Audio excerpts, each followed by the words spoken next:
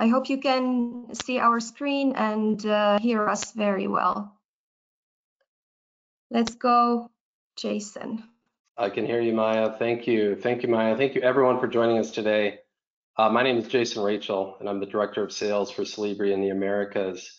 I'm joined by my colleagues, Maya, who's our Marketing Communications Manager, and John, our Customer Success Manager. And I want to extend a big thanks to Michael Warren for joining us today to demonstrate how he uses Solibri in his work for model validation and QA/QC of openBIM standards. Michael's an Associate VP and BIM Director in AECOM's Transportation Group and serves as the Director of Digital Practice and Innovation, in addition to handling other responsibilities across the Americas for AECOM. We're grateful Michael's sharing his expertise with us today, so let's go ahead and jump in. Next slide, Maya. So in today's call, I'm going to start by giving a very brief overview of what Solibri is for those of you who are new to Solibri, but then I'm going to hand over to Michael for the majority of our time. Michael will run through two of his projects, a wastewater treatment plant and a civil highway project, and then we'll go ahead and open it up for questions at the end. Next slide, Maya. So what is Solibri? It's a quality assurance and model checking solution for BIM workflows. It uses a rules-based engine. It's been developed for 25 years and now offers almost 60 out-of-the-box rule templates to help you get started. But ultimately, Solibri helps architects, engineers, contractors, owners find and fix issues before they become massive and expensive problems in the field. Solibri uses the IFC standard, so we are agnostic to the BIM authoring platforms being used. Our quality assurance checks are executed through rule templates that you can set up to your project or client needs. Clash detection is one important aspect of what we do. And we do have a new clash detection matrix that makes this even easier for everyone. But we go much further than finding just clashes. A major part of Solibri's checking rules are to validate information in the model. So you might want to ensure a property exists, or it's unique, or maybe it meets a certain standard. There are many ways that you can check the information in the model, and you can also use the IDS format from Building Smart. Geometric checks help you validate elements meet a certain requirement, maybe a minimum or maximum distance from some other element. This includes clearance checks to ensure that you could maybe swing open a door or have room to access a mechanical or electrical cabinet. There are quite a few rule templates built in to assist architects and designers in space planning to ensure that space requirements are met. Solibri has dedicated checks built in to help you ensure that doors and windows and ramps and stairs are accessible, or to ensure that there's enough space and rooms for wheelchairs to maneuver. There are also dedicated checks for fire safety, looking at things like escape routes and fire exits and fire ratings. Classifications in Solibri help you organize the model data so you can visualize and report on the model in ways that are important to you. As you work your way through projects in Solibri and do markups or leave comments or create issues, there are quite a few ways to communicate that information to other project stakeholders, including using the BCF Live connector. And finally, when it comes to data, you have the ability to now extract hundreds of data points from your models. And you can use that in information takeoffs to perform things like quantity takeoffs for estimates or procurement, maybe site planning, or maybe you just want a schedule of information from the model. So you have that ability to get that information, visualize it, to allow you to make better decisions. Okay, last slide, Maya. I did want to highlight our new version. It was just released a few weeks ago. It's a big release as it includes a new approach in running clash detection. If you do want to learn more about this specific feature, which was implemented as a new rule, I'll point you to our YouTube channel where you can access the recording of a webinar that we just did last week. It's also a big release as it includes our initial support for the IFC 4x3 standard, which was just approved by Building Smart earlier this year as a final standard. And you'll see some other enhancements in the product around data, our ITO, and the user interface.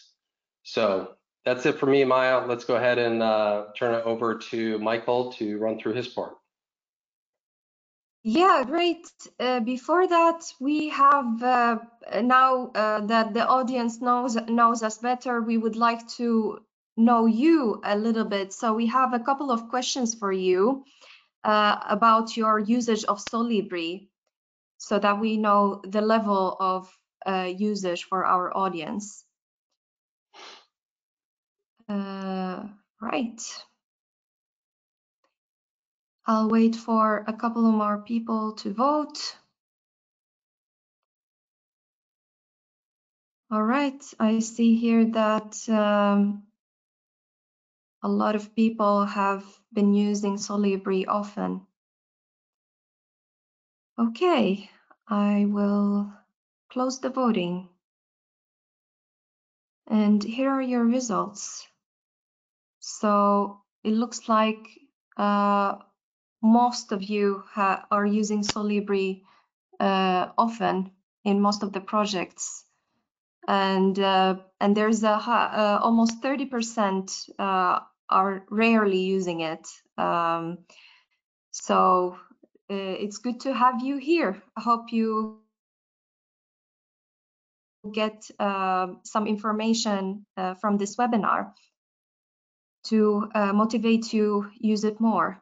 I will now show the other question. We would like to get to know how do you check your BIM quality? So do you usually depend on Solibri, or do you use other tools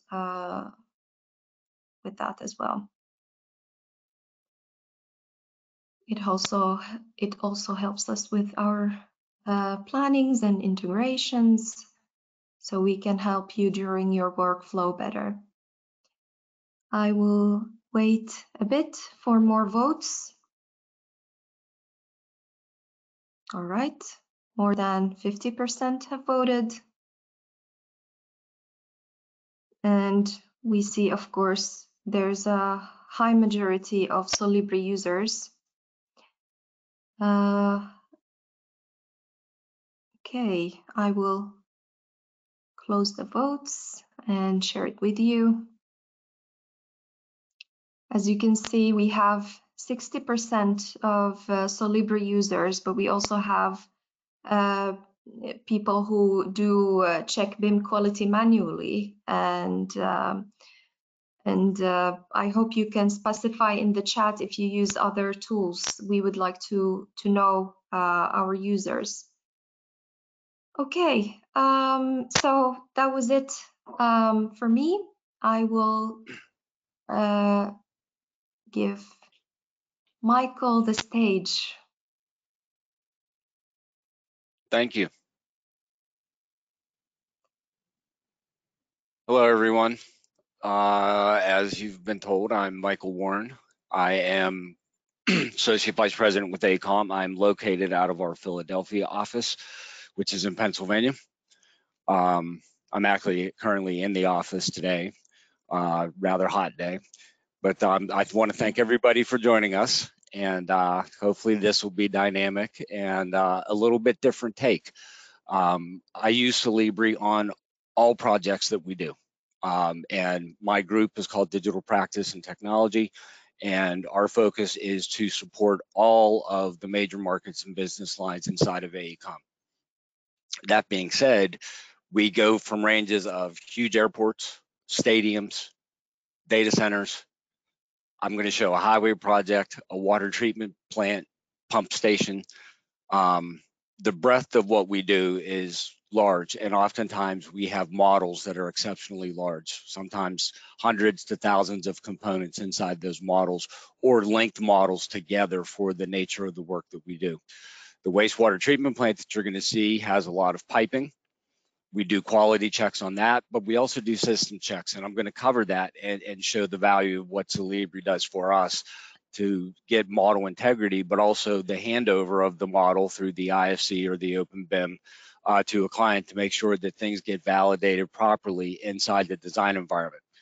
The wastewater treatment plant was designed using Revit, and the highway project that I'm going to show was designed using a combination of Open Roads Designer and Civil 3D. And from there, I'm going to talk now a little bit about AECOM because people might not be familiar with who we are. So some fast facts about AECOM.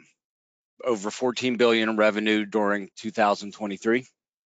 We are ranked by ENR as #1 in water, transportation, general building, and international markets.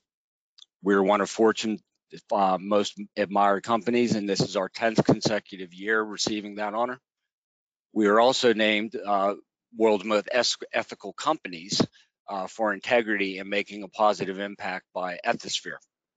And we are a Fortune 500 company, so we are publicly traded, and we are listed at number 310. A little bit more information about myself. I have 35 years of industry experience since I graduated from Carnegie Mellon University in Pittsburgh. I'm an early adopter of BIM.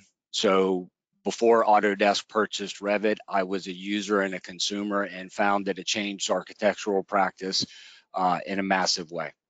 I'm a registered architect in multiple states and serve in a role as architect of record for a lot of the projects that we do across various market segments.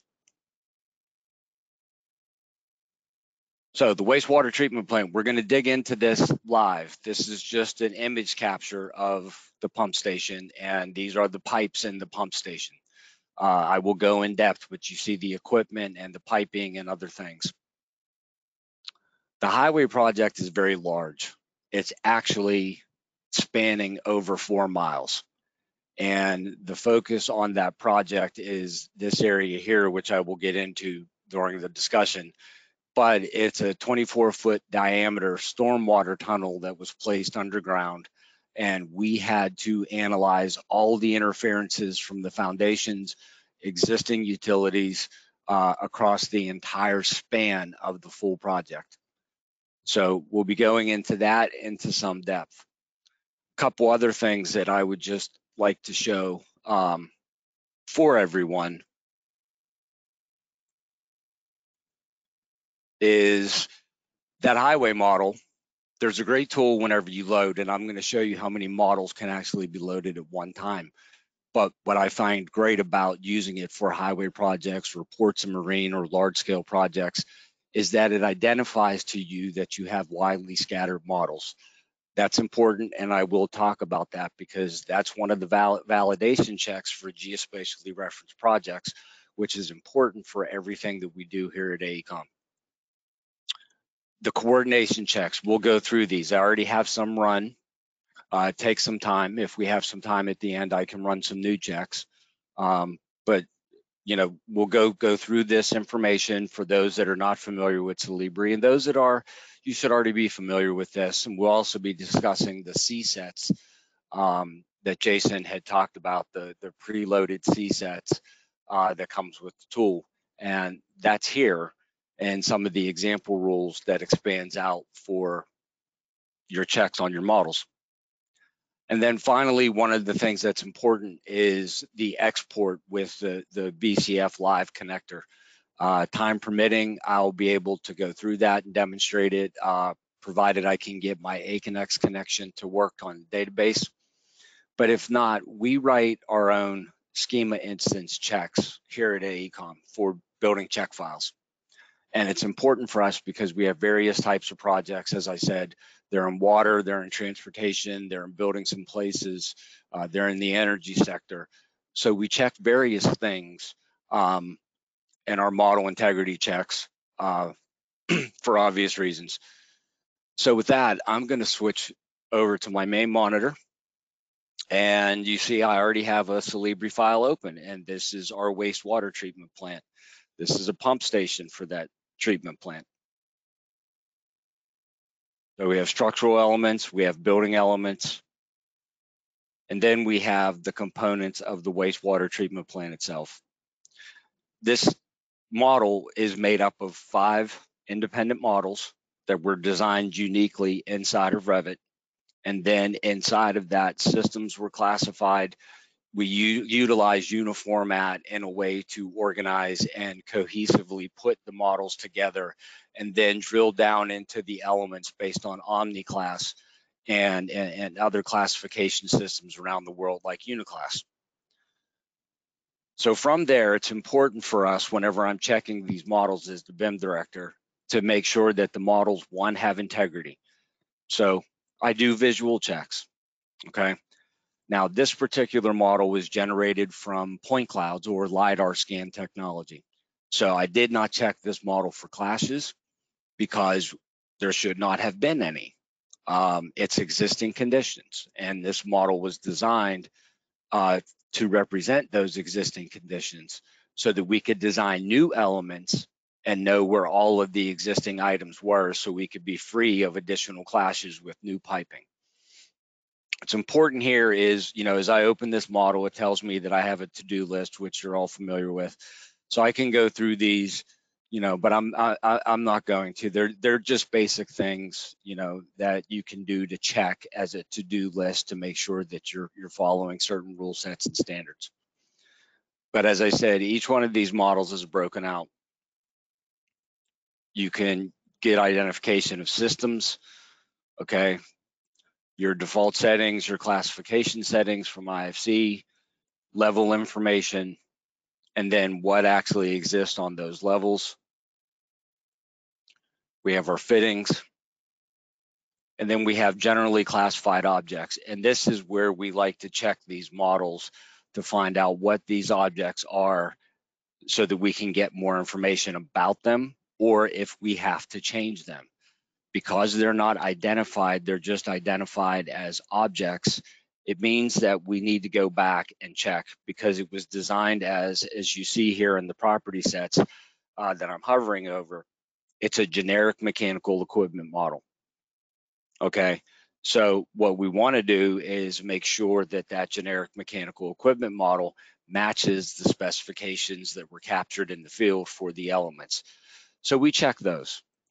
We look at its location information to make sure that that's accurate. See if we have any issues, which we do, okay, because I already ran a test and I'll get into that. That's part of the score, but we have some concerns here where the components are too close, okay? So that's a good check for us to be able to go back and determine what exactly is happening inside the model. I'm going to zoom in here. And this is a check, and the reason why we do this and perform this kind of check is to go back and compare against the as-built information, but also the point clouds to make sure that this is modeled properly and that the access panels are not too close to that particular column that it's identifying as an issue as far as the distances between services and the column itself. And then that identifies to me that it's an object that's located on level 6, which is the bottom starting from the top. So we go back through. One of the things I like to do oftentimes is hide elements. And again, this allows me to visualize and check how the model components have actually been constructed. Okay, and in this instance, the walls were made in quarter sections instead of a full ring. So what we're going to do is we would go back to our design teams and say, either break these into segments where you see joints inside the point clouds, or complete one full structural ring inside the model. So it's important to be able to see these things in your information models that come out based on the way they're modeled, particularly with tools like Revit, where it wants everything to be true and planar and doesn't allow you to specifically join objects. We have the ability to see how these elements validate themselves as openBIM models in a very robust and strong way. So the other thing is we have, these stairs are located in the shell model. What we would advise the team in this instance is to go back and validate, are they actually part of the structural system, or should they be contained in an architectural system and then have to create yet a new model? And that basically drills down to what I was talking about with Uniformat and OmniClass, because we can take these models and do quantity takeoffs or information takeoffs or cost estimations or scheduling these things based on time as new work comes in, it's important to have these classified correctly so that they go to costing software and that they also go to scheduling software. So again, these are all the property sets that come out with the openBIM models, the identification, quantity information, relationships with federated floors, containment, this floor level was level 4, object classifications, which there were none assigned to this. So that's another QA check that we would go back into and identify that reference information to our team. But we would also look at things like phasing. Is it on the proper phase? Is it existing? Is it new? Is it future? What are we analyzing inside the models? And that's important that that data be associated, and that comes through in the openBIM, and Solibri is great for checking that information. So I'm going to dig a little bit deeper here, and I'm going to switch over to a piping model. This is the same wastewater treatment plant, but it's focusing on the piping and the piping equipment. And as you see, this is a close-up of the actual model itself. But there's a couple things that I did whenever I ran this check. One is identify the discipline, which is process. It is a turbine. It's combined, okay? So for our basic checks, that works out. It's identified on level 5. All the architecture, the structures turned off, but we want to validate these references accordingly, and then also make sure that we have the geospatial references associated that came from the survey and point cloud data. If there are any issues, it's going to be identified. So we found some intersections, okay? And the problem here is if you look, intersections are identified in the results as city water and dewatering. So those intersections should not be occurring. So we have to go back, work with the engineering team, and determine, is this actually the way this is installed in the field? Or do we have to change something about the model and the model properties inside of Revit to correct these issues? Solibri is a wonderful tool for identifying that. So we have pipes and other things that it will check for interferences, okay? And we have a lot of these checks on the watering systems. And what's key here is, in these models, there's an issue. There should be a coupling between these pipes, not modeled. So that gets us into level of development, the LOD spectrum or the LOD forum of 100, 200, 300, 400. And now we're starting to see a lot more requests for level 500 models, where we get information back through COBE from the contractors in the field, and we update and upgrade our models accordingly. So it's a very powerful tool for that. The other thing that's powerful is we can check these systems and find out that the systems are actually designed correctly and what they are. And in this instance, each one of these systems is numbered. And inside of Revit, you can let Revit automatically number these systems for you as I click through them, or as they're defined based on tagging in the system in the field. That parameter and information should be showing up inside our model environment, and then we know what the makeup of the actual system is. So with that, I can check all the processes, the elbows, okay, they're generic standards. We didn't get into classifications with materials in this instance, so we want to validate that. Is it black carbon? Is it stainless steel? Is it PVC pipe? So this is another check that we do to make sure that that relationship and that information is coming in.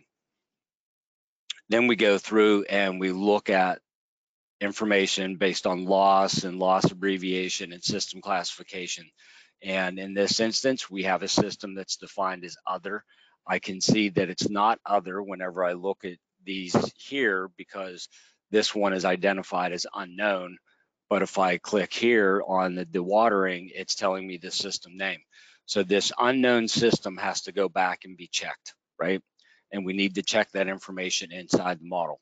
And we have quite a few of those. So Solibri is important in that regard as far as checking the models. The other thing that we like to do whenever we run through these model checks are these great tools. So they have tools, and then we have our tables, and then obviously we can export our reports. But the beauty behind the tools are in the rule results.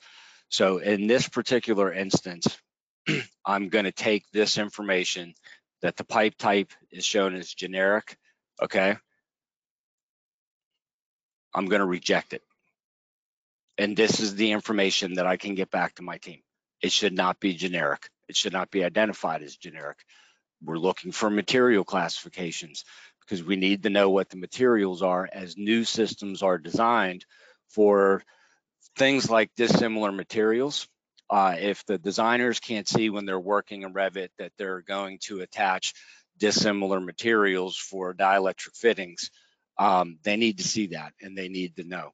So it's important for us whenever we're creating these existing models to get that information. And a lot of times we validate that with the engineering team in the field, or we use tools for visualization like CupixWorks or other 360 imagery tools, platforms, Hollow Builder, other things that we bring together and we actually can visualize. And oftentimes a lot of us use recap. We do recap as well, provided that we have mirror balls and the information is collected. We can go and look and actually identify what these things are as they're captured or picked up in the field. So the decision tree there, I can go through and look at these objects, determine what they are, determine why they exist as the way they are, and then I can make a decision state based on, okay, I will accept the object as being a hot water tank, okay? So that's fine. Generic T, generic transition, okay? We can go through, leave those decision states as undefined, rejected, or accepted. We do that oftentimes, and we do it a lot for everything that we check. Then we go through the reports, and I'm not going to get real deep into this, but this is how we get the information to our teams after we do the checks.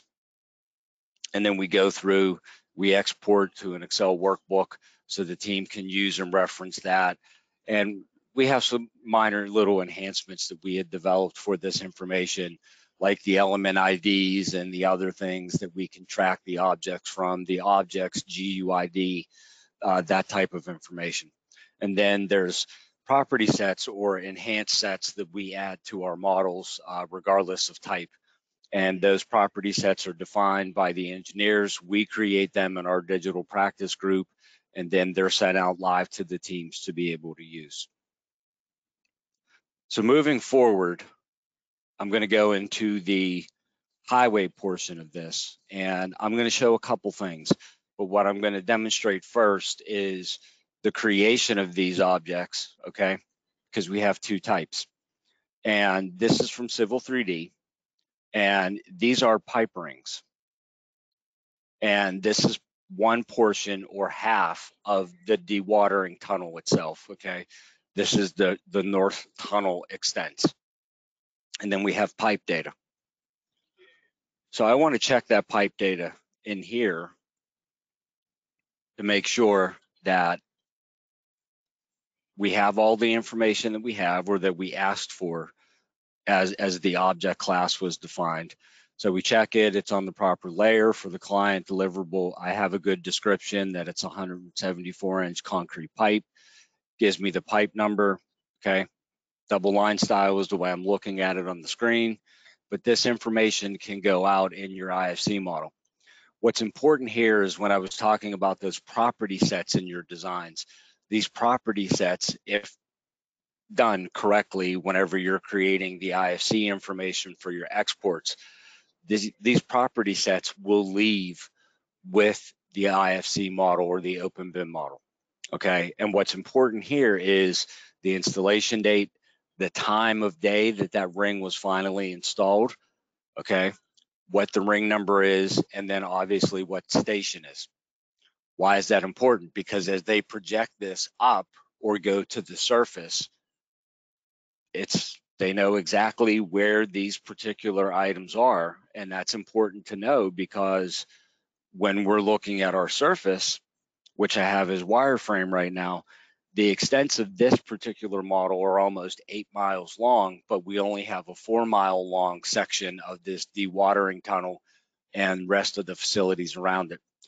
What was important is to get the grade correct. And it was very interesting when you try to export a model this size. And I'm going to address that here in the Solibri models, because when we export a model of this size, it comes in and it shows up.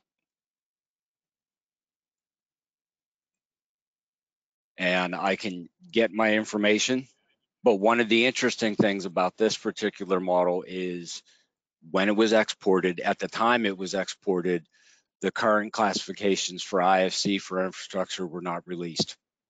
So the default behavior is it's going to come in as architectural, but I have the ability to reclassify that and then go ahead and change it. So if you're not familiar with that, just click on it, set discipline. Now I can change this to whatever is more appropriate to what's going on, and I'm going to identify it as site operations. So now my model is set up for site operations, and then I can go through my validation or my BIM coordination checks based on that information with the rule sets. Now I have some validation for structural here, MEP and architectural model. These are my default loads, MEP models and structural models, structural versus architectural. But I can go through this and actually add rule sets. And that's what we talked about. So if I go to add rule sets, it should take a second to open here. I have architectural rules, but if I go through, I have example rules, MEP rules, structural rules, and we really don't get into the getting started rule sets, okay? But some of the example rules that are built in here are very key, and I encourage everyone to look at these because there's a lot of value to them.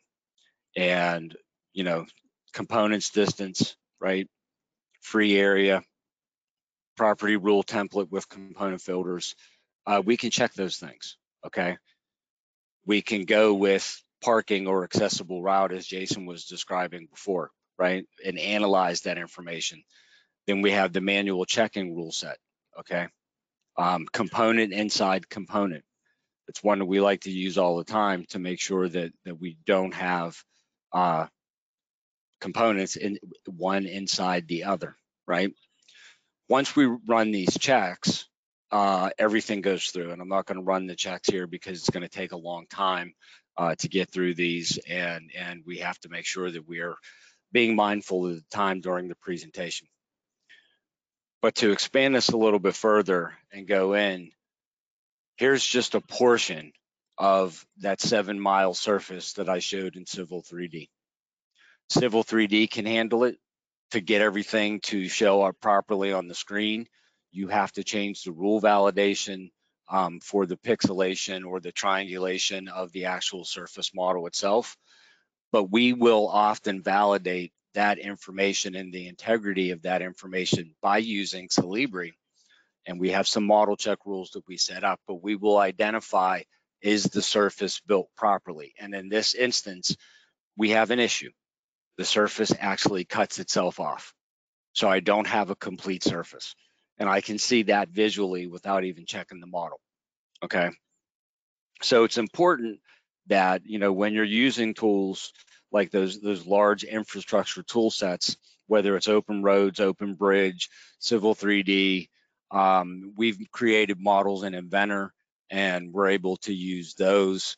We were able to use other manufacturing software tools and check those models inside of Solibri, and it was fascinating and wonderful what we were able to do.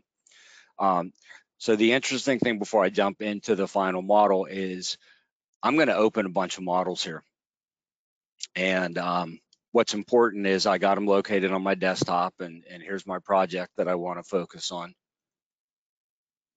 And I'm going to come in and I want to look at all of the IFC files that are associated with this project. You see there are hundreds of them.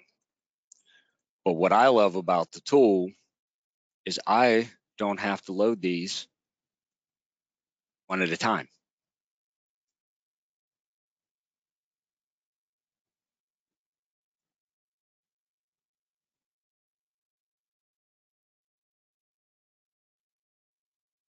Populates the model very fast. And this is one of the things that's the beauty of the tool. So if you have good IFCs, IFC files oftentimes tend to get very, very large, particularly with buildings.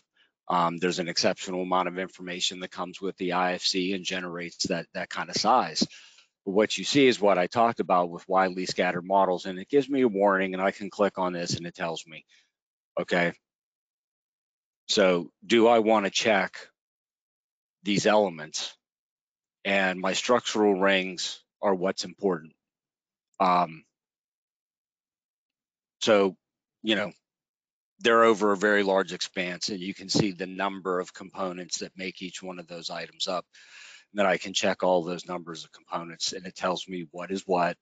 And I have the ability to relocate these, but I don't need to, because I know from checking this information that it all came in from survey. It was designed from survey. It just happens to be widely scattered. Then the process comes in, as I said, because the default discipline is architectural.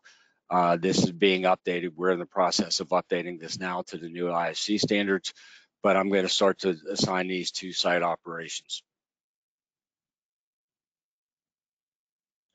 And I can go through and do that on all of these and get them classified correctly, because we do have some structures here that are shafts, and we need to make a determination whether those become site operations, part of the piping, part of process, right? We have to make that determination, or are they structural in nature? In these instances, these shafts that I'm talking about, these drop shafts, are actually structural. So it's important to get these classified and identified properly and correctly. And you see, you know, short name comes up. I have no duplicates in the short name. Everything has its own unique name inside of the model. And here's the model here, and it just zooms out very, very far, because the model is just so large that visually eclipses it. But if I give my machine time to refresh, I can get enhanced information from this model. And some of these shafts are where I want to zoom in and see what's important here, because I see that I have walls, I have other pipes, I have the concrete structure that's defined, and I want to make sure, and this is an instance where, because of the way the object was created, I can see visually that I have an object inside of an object.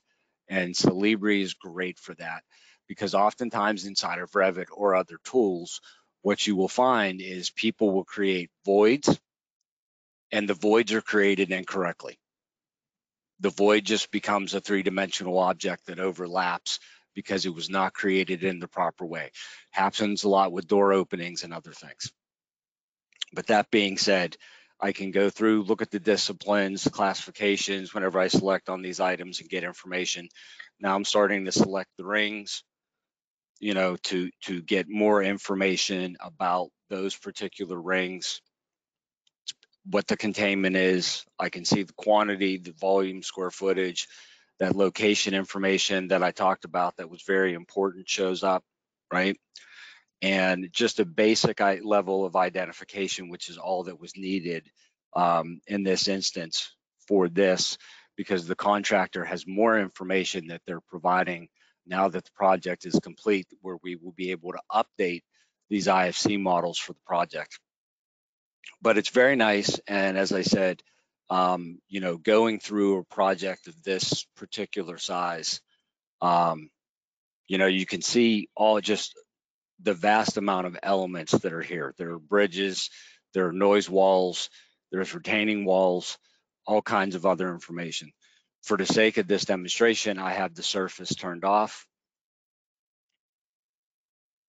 so that we can actually see what's going on, but I can check these clearances and tolerances.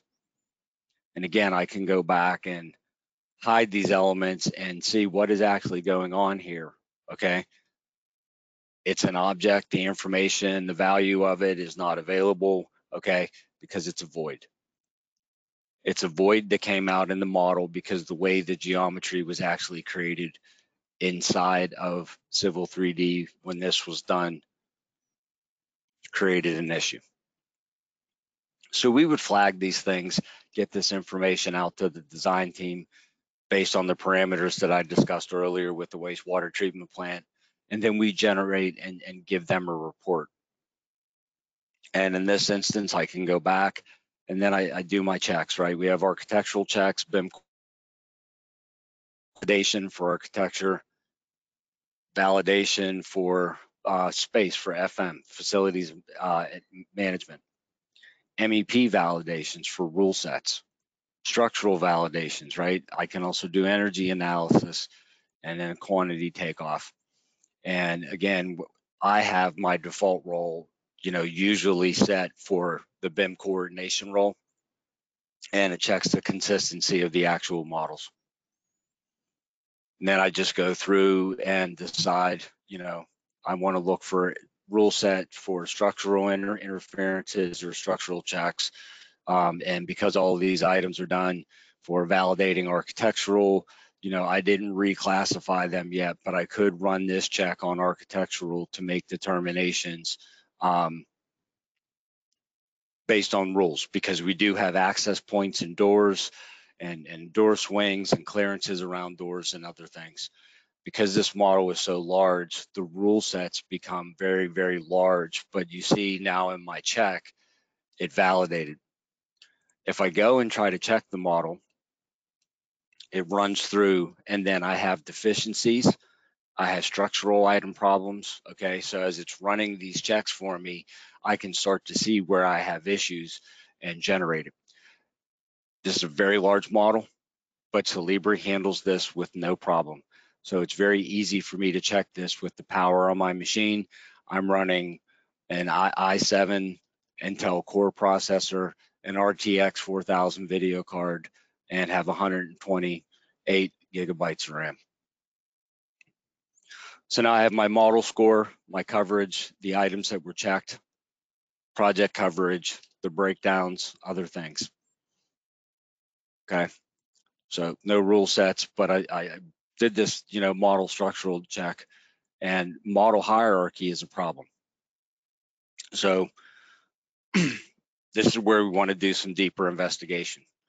I can go and again, mark it as accepted, add it to a selection basket, go through, put a section box, highlight it in the particular model, right? But I know that I have issues with all of these items.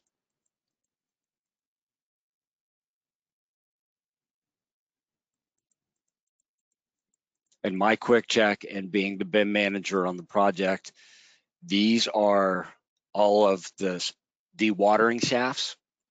Basically, they're very large facilities that collect all of the storm water and then channel it down into the tunnel itself to then be directed to a containment area.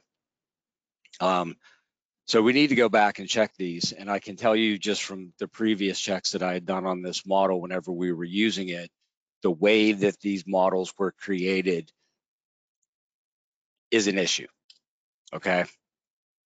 So the importance of that is, as I told you, the way the models were actually set up for these shafts, they were built up with multiple components. That becomes an issue, and it's a very strong issue in the design. So we have to go back and rework what the issues are with how these were created. Now, these are individual rings created out of concrete. So these were done as one solid object instead of the individual rings when we had the data. So what I did was use Solibri to go through this, identify it to the team, generate a report, and then write up to them how to actually model the elements that then show up correctly inside the model. So Solibri is a fantastic tool for that. Just a couple things to close. You know, we're looking at the model, what the elements are. Okay, my checks, I had all those open, showed you that. I have a result summary with an issue count. I know that I have 117 issues. I can generate a report from that, get it out to my team. Communications, we use this for presentations a lot. So we will basically generate fly-throughs or animations for people to be able to look and identify from the BCF file, from an Excel file, from checking results, okay?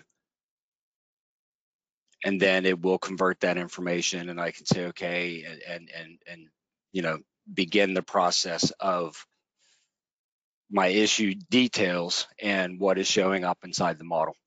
So we will do this and go through and get this information out to our teams as well so they can visualize what's actually happening. Information takeoff, quantities that show up inside the model. These are good checks for the tools, okay? So it's telling me to go and checking my rule sets, okay? So I can import information. Hopefully this is gonna allow me to do this. So I can go back and check my final completed IFC files or import other files that have been corrected and actually show up properly. BCF Live Connector, we're gonna run out of time here. I wanna leave some time for Q&A.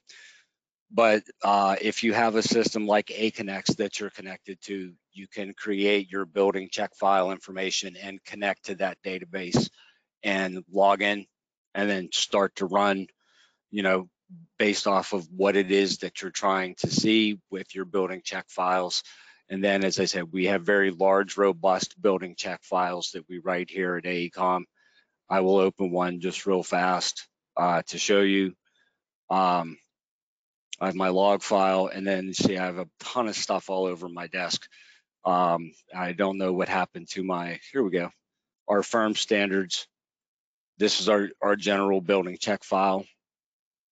So if you're familiar with coding or have a coder available to you, this can be done. There are some sites where you can pay to download building check files, or if you're a member of Building Smart, there's some sample sets that you can get.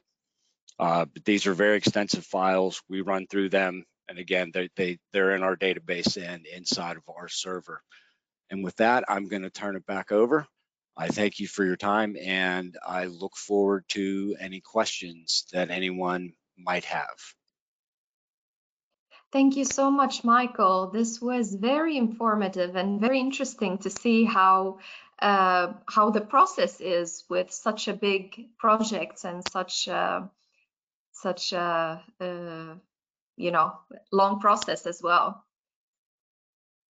Yeah, so I would like to remind our audience to drop their questions in the chat section.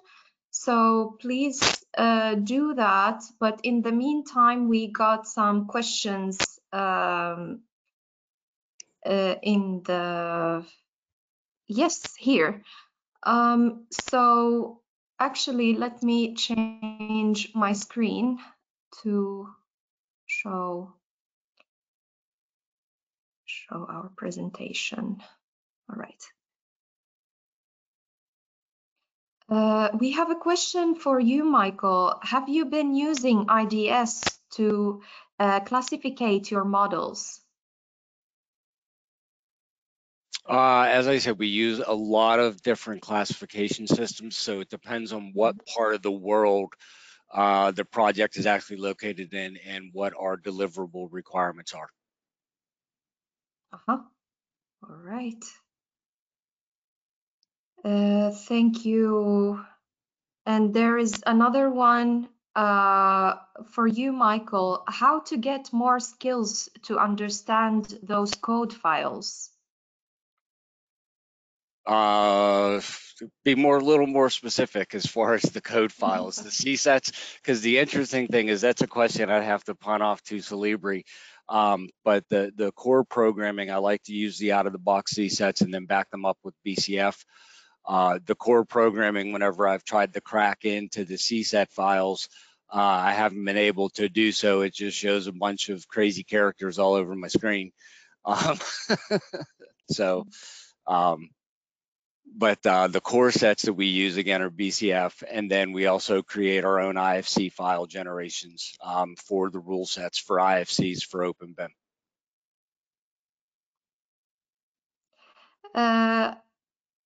Yes, so great. Thank you, Michael. I hope this answered your question, Graham. We have a question from Pavel. Do you have some experience with IDS validation in Solibri and not for classification, but for input and validation? No, those are not normally part of our checks. We use other software. So that's not part of what my team does for the integrity checks or the information checks inside of a model. All right. We have a comment from Grigor. Thank you so much for the API question and the heads up for BCF. I have been writing them myself for some time. That's great to hear. I don't run into a lot of people that generate BCF files, so it's a very small network of people that are out there. So that's great to hear. Great. Thank you, Michael. John, do we have some questions that we would like to address verbally to everyone? Sure. I have a question about how best to communicate issues specific to Kobe data checks and clashes, and the gist of it is how best to communicate issues out of Solibri, and it depends on your workflow and what platforms you have access to. So, for instance, you could generate Excel reports, PDFs, or BCF files, and then send those off in email or upload them to a SharePoint or whatnot. Or if you have access to one of our BCF server integrations that we support, such as Katenda, BIM Collab, you can actually directly synchronize to these platforms and hold your coordination meetings online, and people don't even have to have access to Solibri. Alternatively, you could actually just save off to an SMC file, which is the native format of Solibri, and send that off to a user that has Solibri Office. Or again, if they don't have a license, they could download the free Anywhere viewer and then view those results through that application. So we also had a question about where the API could be found. If you just Google Solibri API, you'll probably come to our GitHub. It's actually solibri.github.io developer platform, but if you just Google it, you should be able to find it. And the API is written in Java. It's Java's more of a easier language than some, but they were asking how you could connect up to Python, their Python code into Solibri. So I suggested that they use the REST API, which we have for Solibri, and it's well documented through Java doc documentation to fully document it, so you can find your information online there. We had another ask how you can massively modify rules in Solibri without having to go through each one. And it depends on what you're trying to modify. If you're trying to change, because rules in Solibri predominantly have filters where you're going to filter what component you want to check. If you wanted to switch out, what components you're going to filter across a whole hundreds of rules, I would suggest using classifications, because classification is essentially just a more powerful way to filter components through classification rules. We also have gatekeeper rules, so you can actually use user input and then have rules build themselves based off of either conditions or the user input you use. And if you want more information, you can email me or you can Google Solibri gatekeeper. And that's all I see for specific Solibri questions. And one of the great things Jason had asked me before that I want to bring up to everybody, John has talked about the SMC file. It's very transportable. That highway project that I represented, we were talking about close to a gigabyte of IFC data, but that was compressed down to a little over 18 megabytes in the SMC. So it's very powerful in that regard for visualization and viewing and sharing that file with people with the viewer.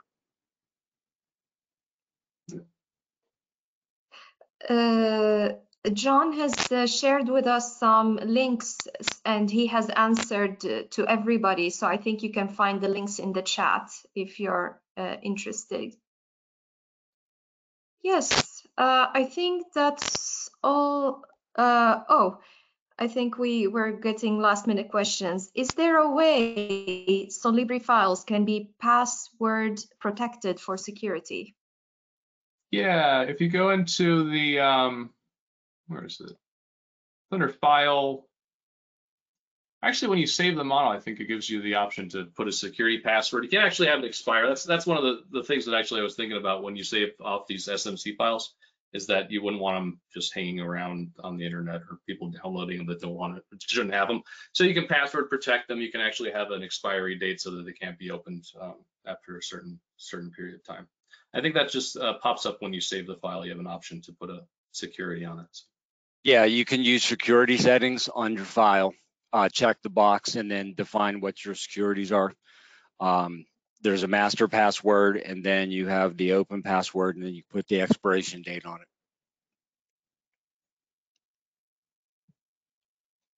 it. Yeah, thank you. Thanks, Michael. Thanks, John. We are getting some questions if the recording will be shared. Yes, the recording will be shared with you after the webinar has ended. You might receive it tomorrow with further instructions and informations. Yes, but it looks like that was all for the questions today. Thank you so much, Michael and Sam, for clarifying the answers to our audience. Thank you. It was great to be here, and I hope it was meaningful and important. And before we go, I wanted to remind you once more that we have a webinar. Oh, it looks like the screen. Okay, I hope you can see my screen now. But we have a webinar with Building Smart and Katenda, and it's another case with Yayo and how they use openBIM with Solibri and Katenda. It's happening tomorrow. I will share with you more information about the registrations in the follow-up email. Here are some links and some emails if you have further questions. And I would like to thank you so much, Michael, for joining us today and sharing with us your experience and those very interesting projects. Thank you very much. And thank you, Jason and John, for joining us today. Yes, I hope our audience got some good insights about how to use Solibri for complex projects. Thank you. Thank you, everyone. Everyone be safe. Thank you. Thank you. Have a nice evening, and we'll see you tomorrow. All right. Bye-bye.